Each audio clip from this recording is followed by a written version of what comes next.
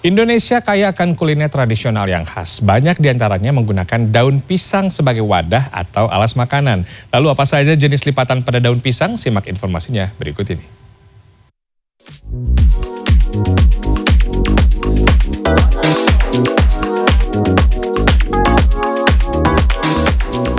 Indonesia memiliki beragam kuliner tradisional yang menggunakan daun pisang sebagai wadah atau alas makanan. Tidak kalah dibanding origami, seni lipat daun pisang juga memiliki banyak bentuk dan teknik seperti pincuk, tum, samir, dan tempelang.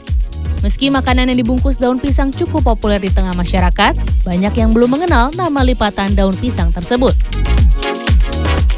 Kurang tahu. Buat bungkus makanan jajanan gitu. Kayak kue pisang atau kue bugis gitu. Kalau lipetannya belum tahu, tapi kalau daunnya tahu saya. Bisa buat apa?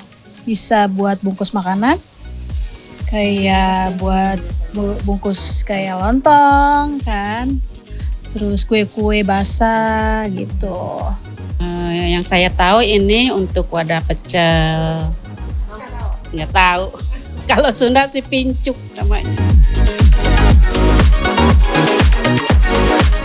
Ada beragam nama wadah dari daun pisang dengan teknik melipat yang berbeda, mulai dari tempelang yang biasa digunakan sebagai wadah nasi uduk, tum untuk makanan semi berkuah seperti pepes ikan, lemper untuk yang berbentuk persegi dan ujungnya dilipat, lontong dengan cara digulung, hingga samir dengan bentuk lingkaran untuk nasi kuning atau jajanan pasar. Jadi dalam memilih daun pisang sebagai wadah makanan, ini tidak boleh terlalu tua ataupun terlalu muda, agar dia lebih fleksibel untuk bentuk. Jadi dia tidak terlalu kaku ataupun terlalu lemas ya, seperti ini jadinya. Kita lanjut ya Bu. Salah satu pemilik usaha catering Elis mengaku terbiasa menggunakan daun pisang sebagai wadah makanan.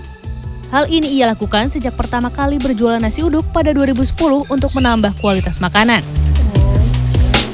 Bungkus nasinya itu pakai daun pisang.